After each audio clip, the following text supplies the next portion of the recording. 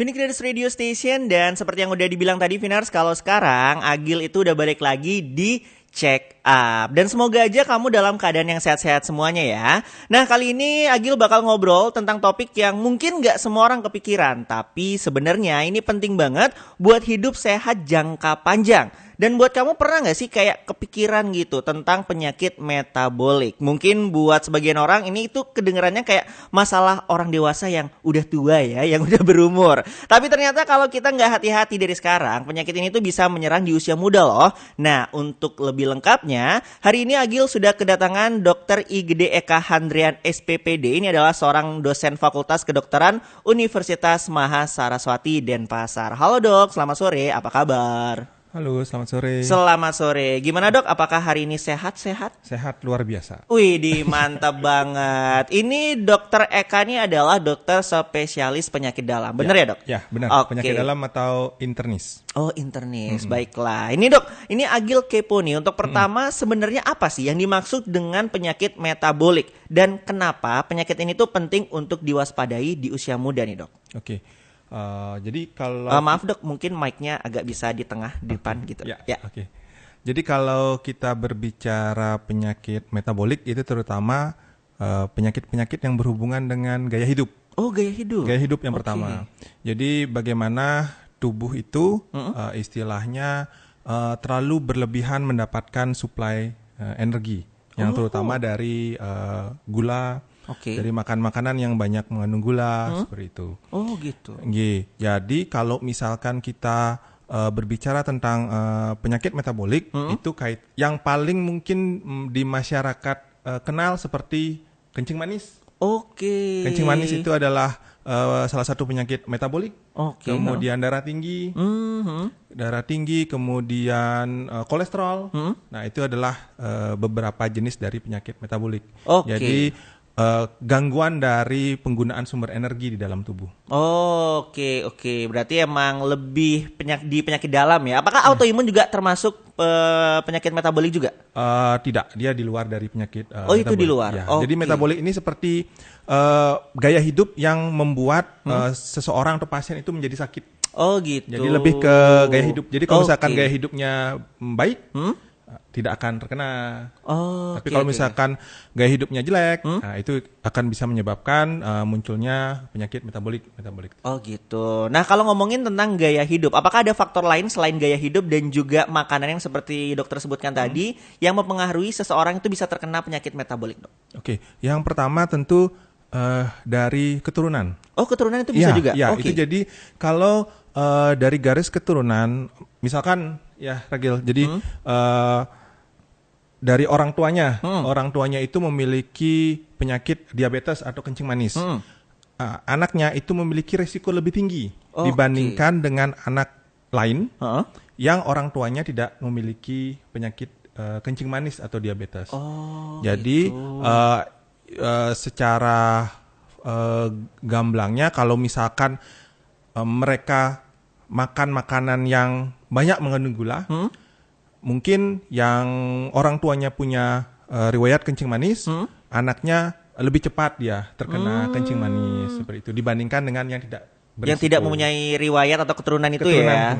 Kalau untuk presentasenya sendiri dok, mungkin presentase kasarnya ketika orang punya keturunan kencing manis dan anak tersebut tuh persentase terkenanya itu berapa persen kah? Mungkin ada? Kalau secara kasarannya terakhir itu bisa 15-30%. Oh, cukup gede juga besar, ya? Oh, wow. Jadi emang kalau misalkan orang tua kita punya riwayat itu, berarti sebagai seorang anak kita harus hidup sehat. Ya, sudah mulai mawas diri. Benar.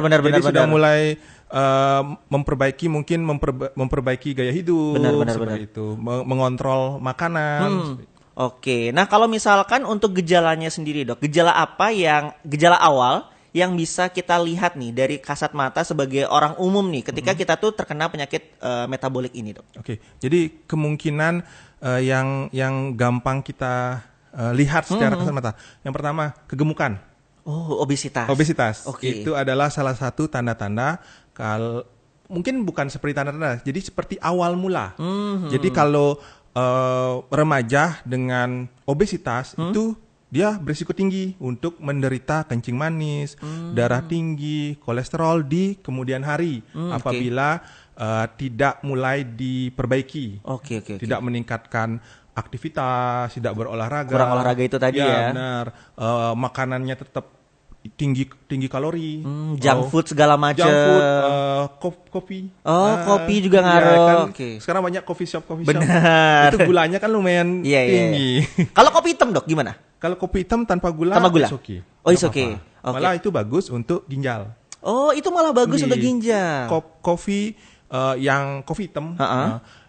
Yang pahit tanpa gula itu malah memiliki efek yang bagus untuk jantung dan ginjal.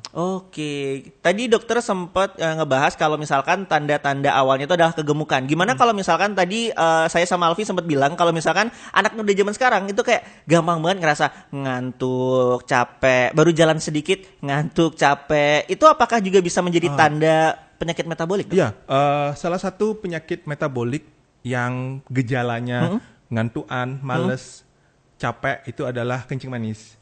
Jadi kencing manis salah satu tanda-tanda khasnya itu biasanya pasien-pasien itu merasa gampang ngantuk, kemudian cepat lelah, aktivitas sedikit aja udah kayak olahraga berat. Iya. Kayak sudah melakukan aktivitas yang panjang seperti itu. Selain itu kalau misalkan untuk diabetes, mungkin ciri-ciri khasnya itu kalau di istilah medis ada yang namanya sering kencing, kemudian sering haus dan sering lapar, jadi sering makan dia. Gitu. Kalau misalkan dari tanda tersebut dok, gimana kita ngelihat caranya kalau misalkan kita tuh harus periksa gitu dok? Tadi kan kalau misalkan udah kayak sering ngantuk segala macem, terus apa kayak awalnya gitu, kayak kita tuh harus periksa loh kalau misalkan sering ngantuk nih udah dalam sebulan nih misalkan, kita sering ngantuk dalam sebulan tuh capek kayak gitu, apakah itu harus periksa dulu atau gimana dok? Kalau memang dari gejala itu sudah istilahnya ini tidak seperti biasanya, jadi perasaan tubuh itu kok berubah dan ditambah dari garis keturunan memang ada resiko untuk misalkan seperti diabetes, kencing manis ataupun darah tinggi, itu memang dari awal sudah kita melakukan minimal mini medical check up seperti itu, seperti pemeriksaan gula darah minimal, kemudian tekanan darah. Kalau sekarang kan kita gampang sekali ya, kita mau ke apotek itu sudah free, sudah ada ya? Iya ada, kadang gratis. Untuk meriksa gula darah itu mungkin tidak terlalu mahal. Kalau misalkan tensi gratis, itu saya rasa sudah sangat terjangkau. Untuk istilahnya kita screening lah di awal. Jadi tidak terlambat. Jadi screening di awal. Jadi kita kalau misalkan memang terjadi peningkatan dari gula darahnya tinggi ataupun tekanan darahnya tinggi, jadi kita bisa prepare untuk misalkan konsultasi ke dokter. Itu kan semua juga sekarang saya rasa dengan keterbukaan internet, remaja-remaja zaman sekarang tinggal searching aja ya. Sangat gampang untuk mencari tahu informasi-informasi penting. Jadi dari sana mereka mungkin sudah mawas diri seperti itu. Kalau untuk medical check up sendiri dok, bagi kita anak muda itu bagusnya ada waktunya nggak sih dok? Kayak misalkan 6 bulan sekali atau mungkin setahun sekali, 3 bulan sekali. Itu bagusnya jangka waktunya berapa lama dok? Kalau medical check up yang standar itu memang kalau sekarang kan nih pemerintahan yang baru itu ada medical check up gratis pada saat ulang tahun. Ya semoga itu bisa terrealisasi. Iya. Jadi memang sebaiknya adalah setiap tahun. Jadi kita bisa men-screening dia. Karena kebanyakan penyakit metabolik ini kita ketahui kalau sudah ada komplikasinya. Gitu. Ya, misalkan seperti kencing manis, ketahuannya kalau misalkan kakinya luka, tidak sembuh-sembuh. Benar. Taunya kencing manis. Ternyata dia sudah kencing manis 5 tahun ke belakang. Sudah banyak komplikasinya. Itulah yang mungkin pemerintah saat ini ingin dihindari. Jadi dengan medical check up rutin itu kita bisa mengetahui gimana kondisi tubuh kita. Jadi kita bisa mencegah komplikasi-komplikasi yang mungkin terjadi apabila kita terjangkit suatu penyakit metabolik seperti itu. Oke, jadi at least ya setahun sekali lah ya, paling aman untuk medical check up lah. Kira-kira cek gula darah kita berapa, tensi kita berapa, biar nantinya tidak terjadi komplikasi. Oke, menarik banget Vinar obrolannya Agil bersama Dr. Eka pada sore hari ini. Tentunya masih banyak banget pertanyaan-pertanyaan yang bakal Agil tanyakan kepada Dr. Eka mengenai penyakit metabolik ini. Tapi ingetin juga buat kamu yang pengen nanya, langsung aja tinggal WhatsApp Telegram di 0812 3839100. Bisa juga lewat DM di Instagram di Phoenix Radio Bali. Kamu boleh nanya apapun mengenai penyakit metabolik dalam tubuh. Phoenix Radio Station masih ada Agil Ababil Finars di sini di check up dan masih bersama Dr. IGD Eka Handrian SPPD. Ini selaku dokter spesialis penyakit dalam yang mana masih ngebahas mengenai tentang penyakit metabolik di usia muda. Tadi udah dikasih tahu sama Dr. Eka kalau misalkan penyakit metabolik ini tuh erat kaitannya dengan apa yang masuk ke dalam tubuh kita dari gaya hidup, makanan, dan lain-lainnya. Tapi ini buat Dr. Eka nih dok, Agil pengen nanya, mungkin ada nggak sih dok langkah-langkah sederhana yang bisa dilakuin sama anak muda seusianya Agil nih untuk menghindari yang namanya penyakit metabolik selain dari makanan, terus juga harus sering olahraga. Apakah stres, terus pikiran itu tuh juga mempengaruhi juga dok? Oh ya, benar. Jadi kalau misalkan kita istilahnya mau mencegah dari supaya tidak terkena penyakit metabolik. Jadi yang pertama yang paling harus kita perhatikan itu adalah istilahnya meningkatkan aktivitas. Jadi berolahraga minimal 30 menit per hari. Per hari, ya. Oke. Cuma di masyarakat itu mungkin ada sedikit perbedaan.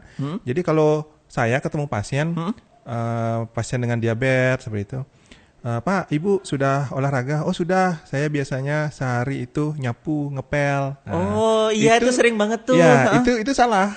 Itu bukan salah. Olahraga, itu aktivitas sehari-hari. Oh gitu. Iya, itu yang salah kaprahnya. Jadi tetap harus ada porsi untuk olahraga. Minimal kalau misalkan saya menganjurkan tidak harus angkat beban, tidak harus olahraga berat.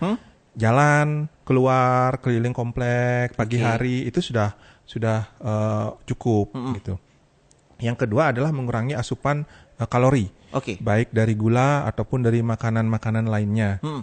Yang ketiga, istirahat yang cukup.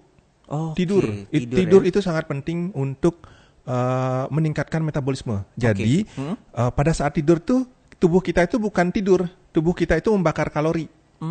Jadi membakar kalori. Jadi kalau misalkan tidur kita kurang, stres akan meningkat, kemudian bangun akan terasa capek gitu. Jadi kalau yang dianjurkan itu adalah 8-10 jam per hari. Dan menghindari begadang. Kalau ada yang ngomong tentang gini dok, biasanya kan tadi dokter sempat ngejelasin kalau misalnya tidur itu 8 jam sehari. Gimana kalau sama orang, ada yang bilang kayak gini, aku tidur jam 3 pagi tapi tetap 8 jam, bangunnya siang. Apakah itu benar atau salah dok? Itu mempengaruhi kerja hormon. Jadi ada hormon-hormon tertentu yang tinggi di pagi hari, terutama jam 3, 4, 5. Itu adalah glukagon dan growth hormone. Hormon-hormon tersebut berfungsi untuk misalkan untuk memperbaiki sel. Jadi kalau kita geser jam tidur kita tidak akan mencapai tingkat hormon yang benar. Gitu. Ya, itu merusak. Kalau istilah medisnya ada namanya circadian rhythm. Circadian rhythm itu adalah regulasi atau gimana hormon kita berputar. Itu tergantung dari waktu tidur, waktu istirahat gitu. Jadi baiknya kalau tidur berarti di atas jam 10 atau di bawah jam 10 dok? Kalau baik, kalau pada anak-anak terutama misalkan yang masih dalam masa pertumbuhan itu jam 10 itu sudah terlalu terlambat. Jam 8, jam 9 itu sudah paling batas maksimal lah ya. Maksimal. Itu anak-anak umur berapa dok? Dari kisaran umur berapa berarti? Kalau yang itu sih yang masih dalam masa pertumbuhan itu sekitar 18 tahun ke bawah. 18 tahun ke bawah berarti harus tidur di bawah jam 10. Iya. Kalau seperti balita itu lebih cepat lagi. Iya, lebih cepat lagi di bawah jam 8 untuk meningkatkan hormon pertumbuhannya. Kalau yang sudah di atas 18 tahun dok, baiknya itu tidur di jam berapa? Atau di bawah jam 12 itu masih aman? Atau Ya kalau bisa sebelum jam 12. sebelum jam 12 malam ya? Oke, tuh Vinars dengerin ya. Jadi buat kamu yang sering begadang terus jam tidurnya digeser, itu ternyata tetap nggak baik. Nggak bagus, ya. Karena di jam 3 sama 4 tadi itu circadian rhythmnya ya? Hormonnya Oh ya, hormonnya itu bekerja dan kalau misalkan nggak tidur di jam segitu nggak bisa ngedapetin hormon itu tadi. Oke. Nah dok, kalau misalkan tadi ngomongin juga tentang olahraga. Tadi dokter sempat ngebahas kalau misalkan at least 30 menit itu olahraga dalam sehari. Terus kalau misalkan nih dok, ini ada orang yang bilang nih, kalau aku nggak perlu olahraga soalnya aku udah jalan kaki 5.000 langkah sehari. Soalnya turun naik tangga kayak gitu. Soalnya tadi dokter kan bilang kalau nyapu, ngepel itu termasuk aktivitas sehari-hari, jadi nggak termasuk olahraga. Itu gimana dok? Apakah 5.000 langkah atau naik turun tangga itu juga bisa dibilang termasuk olahraga? Itu kalau misalkan dibilang olahraga itu termasuk dia. Oke. Ya, termasuk. Jadi tetap minimal 30 menit sehari. Kalau bisa setiap hari, kalau tidak bisa minimal 5 kali. 5 hari. Oh, 5 hari, oke. Seminggu. Oke. Kalau misalkan 5.000 langkah itu kan sudah tinggi itu. Sudah banyak aktivitas yang dilakukan. Oh, gitu. itu masih bisa ya, Masih termasuk oke. ya, masih oke ya. Oke. Soalnya kan beberapa orang kan ada yang kerjaannya di kantor, sibuk segala macam, tapi dia naik turun tangga, nggak naik lift supaya dapat itu biar beraktivitas. Jadi itu masih termasuk aman. Tapi mungkin tidak bisa dibilang olahraga yang 100% beneran ya, oke. gitu. Tapi setidaknya lebih baik daripada naik lift. Misalkan naik tangga itu kan itu juga beban. Seperti olahraga itu juga masuk. Oke. Nah kalau ngomongin tentang makanan nih dok, gimana cara kita sebagai anak muda itu untuk mengatur makanan? Apalagi sekarang kan kita sering banget nih terjebak sama kayak tadi yang Agil bilang kayak junk food, terus juga makan makanan manis. Mungkin hal pertama apa yang harus dilakuin supaya terlepas dari hal-hal kayak gitu dok? Oke. Kalau misalkan kita makan, kalau saya gampangnya, kalau misalkan kita makannya itu sudah tinggi kalori, minimal minumnya jangan yang manis. Oh gitu, oke. Nah, misalkan kita mulai dari hal yang kecil dulu. Misalkan mengganti minuman kita yang dulu biasanya es teh manis gitu, atau kopi yang manis. Sekarang kita ganti dengan air mineral. Air mineral, ataupun kalau misalkan tidak minum teh tawar seperti itu. Jadi minimal kita mengurangi sedikit dari asupan pelan-pelan dulu gula. ya. Nggak bisa kita langsung tidak boleh minum gula. Wah, itu susah. Iya, soalnya ada beberapa orang kalau misalkan stop gula, itu saya sih dok ya. Itu sakau. Kayak pusing jadinya, kayak lemas, pusing, kayak bertenaga. kosong aja, nggak bisa mikir, kayak gitu. Itu emang berarti ngaruh ya dok ya? Benar, karena tubuh sudah terbiasa dengan kadar gula. Gula itu kan sebenarnya sebagai kayak baterainya tubuh. Jadi kalau misalkan sudah terbiasa dengan gula yang tinggi, kita stop tiba-tiba gulanya itu kayak tegangannya turun. Iya, langsung kayak bengong aja gitu. Iya, benar. Tapi kalau gula sendiri bagusnya itu asupannya berapa sebenarnya dok? Kalau misalkan berapa sendok teh deh biar gampang deh kayak gitu. Sebenarnya untuk takaran pasti itu tergantung dari aktivitas. Oh, tergantung aktivitas juga. Oke. Ya, misalkan nggak bisa disamakan antara orang yang kerja kantoran dengan orang kerja lapangan. Oh gitu. Ya, karena kan aktivitasnya dia berbeda. Jadi gula ataupun kalori yang dibakar juga berbeda. Okay. Ya, jadi sebenarnya kan sekarang banyak tuh kalau misalkan kita mau mencari tahu berapa jumlah kalori yang kita makan, itu banyak aplikasi-aplikasi untuk melihat misalkan 100 gram dada ayam, berapa protein, berapa kalori. Nah, itu bisa dipakai patokan lah. Hanya untuk mengkira-kira saja. Kalau gula istilahnya seperti gula pasir gitu, itu sih kalau bisa memang harus dikurangin ya. Oke, tapi kuranginnya juga pelan-pelan, jangan langsung dikurangin ya. Kalau ngomongin tadi makanan manis, berarti sekarang kalau makanan asin gimana dok? Apakah itu juga mempengaruhi juga terlalu banyak makan makanan asin? Kalau asin itu erat hubungannya dengan darah tinggi. Oh, darah tinggi. Ya, karena garam itu mengikat air. Itulah kenapa kalau Mas Agil makan sesuatu yang asin, pasti pengen minum. Iya benar. Ya, haus banget. Haus banget. Ya, benar haus banget karena dia mengikat air. Oke. Ya, jadi garam yang mengikat air itu akan meningkatkan volume darah di pembuluh darah sehingga tekanan di dalam tinggi sehingga muncullah hipertensi atau darah tinggi. Jadi kalau pasien-pasien dengan darah tinggi, hal utama yang harus diingat adalah mengurangi konsumsi garam. Maksimal itu 1 sendok teh rata seharinya dikit. Oh gitu. Ya, Oke. Jadi emang nggak yang terlalu banyak itu nggak baik ya. Terlalu banyak makan makanan manis, terlalu banyak makan makanan asin. Gimana kalau terlalu banyak makan sayur, Dok? Ini terjadi sama orang tua saya sendiri. Jadi orang tua saya tuh mengeluhkan kayak sering pusing segala macam, padahal dia tuh kayak setiap hari makannya sayur aja gitu. Saya bilang kayak ya harus sesuai juga, harus makan daging juga, harus seimbang gitu. Jangan terlalu banyak makan sayur. Itu bener ya, Dok ya? Itu kalau dibilang secara langsung itu perlu waktu yang lama. Jadi misalkan pada orang-orang yang mengurangi konsumsi daging, lebih banyak mengkonsumsi sayur, itu akan bisa menyebabkan kekurangan zat besi.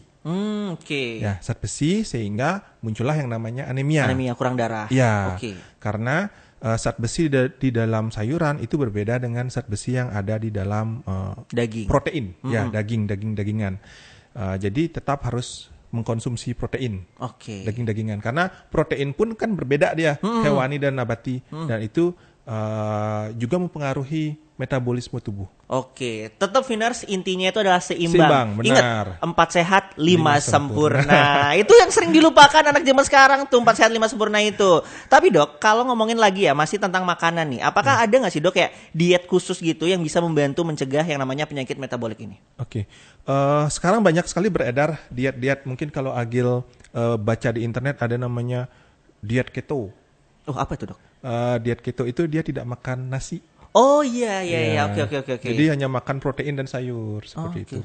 Ada namanya diet Mediterania. Jadi dia banyak makan keju kayak gitu. Sebenarnya intinya adalah bagaimana kita apa yang kita makan agar seimbang dengan apa yang kita keluarkan.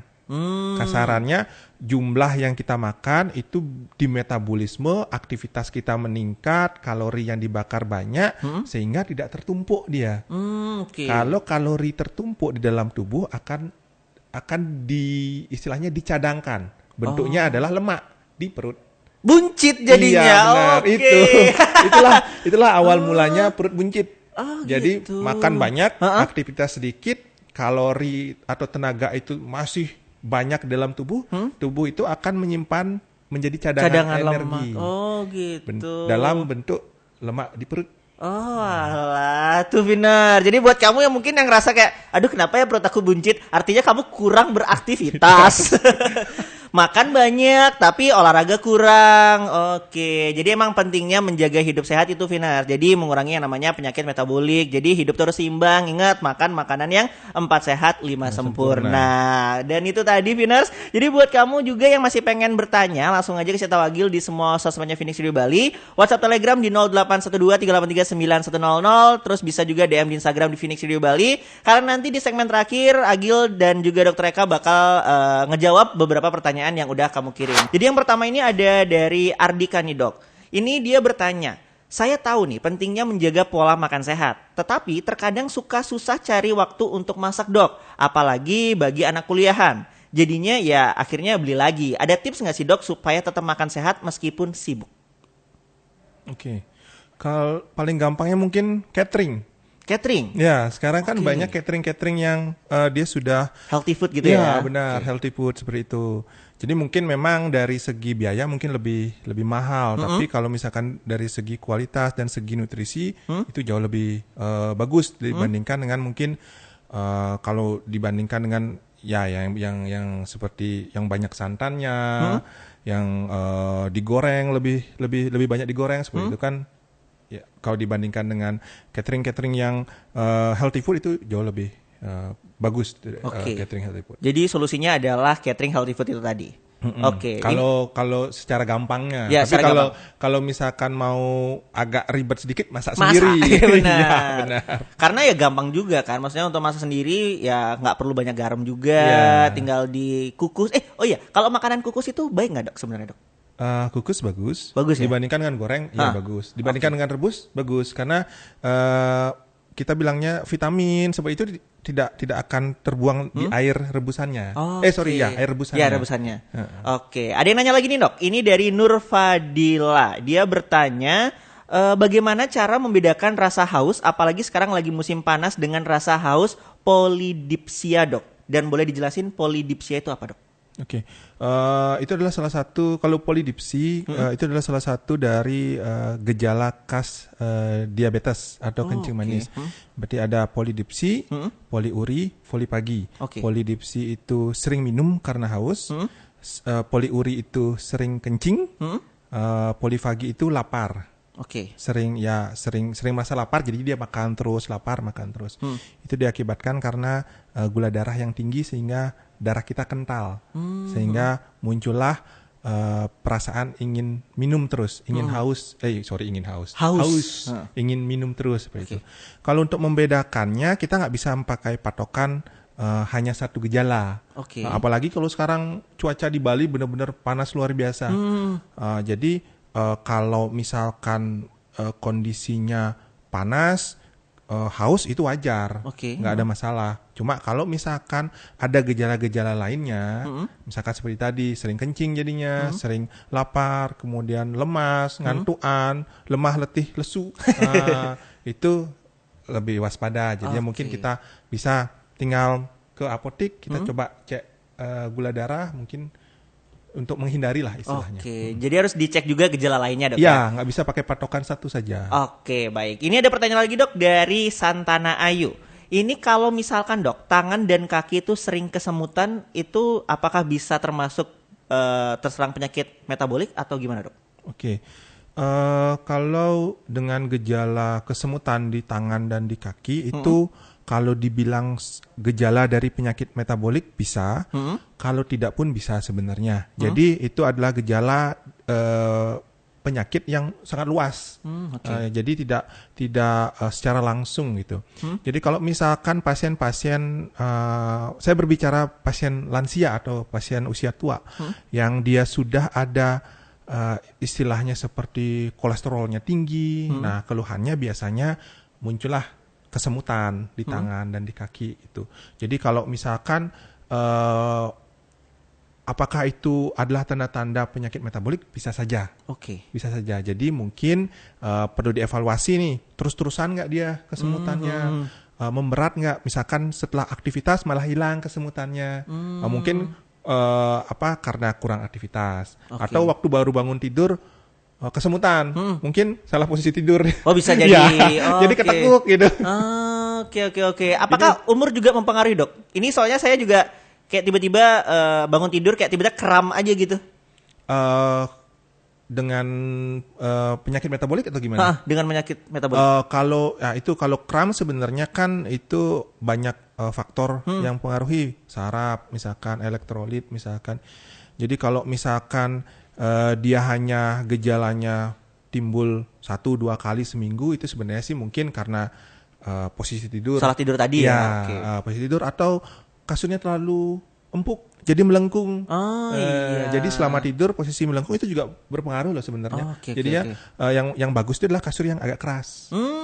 Jadi bagaimana biar tulang punggung kita itu tidak melengkung. Karena kan bentuk yang sebenarnya kan tidak melengkung seperti kalau waktu tidur. Itu bisa menyebabkan kram, sakit pinggang, baru bangun tidur sakit pinggang gitu. Mungkin kasurnya terlalu empuk. Kalau untuk posisi tidur, Dok, apakah bagusnya miring kiri, miring kanan, atau terlentang? Kalau posisi tidur yang bagus? Iya, yang bagus. Pasti akan ketawa. Apa tuh? Tengkurap? Tengkurap. Hah, tengkurap? Ya. Kan itu neken ini, Dok, neken dada. Waktu zaman COVID, itu kan banyak pasien-pasien yang mengalami sesak napas. Posisi terbaik itu adalah tengkurap. Malah tengkurap. Ya, karena itu akan memperlebar dari torak dada. Gitu. Iya. Tapi karena tengkurap orangnya sesak. Iya benar. Padahal ternyata yang bagus itu. ya kalau bisa, kalau enggak yang penting nyenyak aja. Oke. Wah, itu insight yang menarik tuh ternyata ya.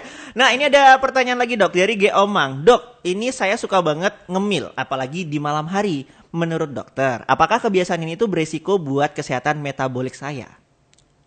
Ya, sangat berisiko. Terutama kalau misalkan ngemilnya yang manis-manis. Sehabis itu kita tidur. Jadi kan tubuh itu tetap akan metabolisme tubuh. Tubuh meskipun tidur, tubuh tetap akan bekerja. Gula tinggi, kita tidur, tidak ada aktivitas, itu akan menyebabkan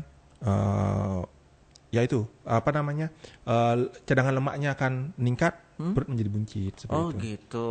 Jadi kalau misalkan untuk ngemil di malam hari itu bagusnya mungkin maksimal jam berapa ya, Dok? Kalau yang paling bagus itu kalau bisa jam 6, jam 7 itu sudah tidak stop makan. berhenti ya makannya. Oke. Jadi di atas itu udah hindari kalau misalnya.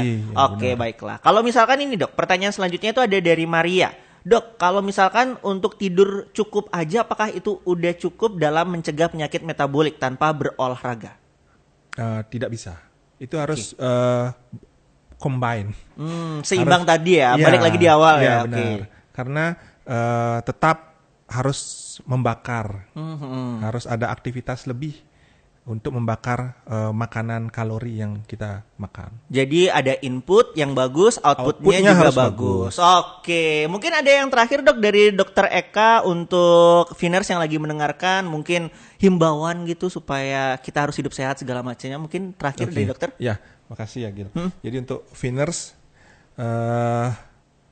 kalau untuk hidup sehat itu harus dimulai dari usia dini. Jadi jangan menunggu dulu sakit, kemudian baru memulai untuk hidup sehat. Oke. Usahakan kalau bisa melakukan medical check up setahun sekali untuk men-screening atau mencegah munculnya penyakit-penyakit metabolik, sehingga nantinya istilahnya harapan hidup orang Indonesia itu lebih panjang nanti. Kita bisa mulai dari usia remaja, tidak harus menunggu dewasa ataupun tua. Oke. Oh, udah segitu aja, Dok? Sudah. Oke. Saya kira ada lagi gitu. Oke, terima kasih Dokter Eka atas waktunya pada sore hari ini. Banyak banget insight yang Agil dapetin, dan juga semoga aja Viners juga ngedapetin insight-insight baru mengenai tentang penyakit metabolik di usia muda ini. Dan buat kamu sekali lagi Agil ingetin ya, untuk selalu menjaga kesehatan kamu, ingat hidup ini harus seimbang. Jadi apa yang masuk ke tubuh kita dan apa yang keluar dari tubuh kita itu juga seimbang. Makan 4 sehat 5 sempurna, olahraga yang cukup. Ingat tadi Dokter Eka bilang nyapu, ngepel itu tidak termasuk olahraga. Jadi harus ada olahraga yang benar-benar, minimal 30 menit sehari. Oke, dan masih ketemu lagi barengan sama Agil di check up setiap hari Jumat dari jam 5 sampai jam 6 sore. Bakal banyak banget nanti dokter-dokter yang hadir di sore hari ini untuk ngebahas segala sesuatu tentang kesehatan. Sekali lagi terima kasih buat Dokter Eka atas waktunya. Sampai ketemu di lain kesempatan.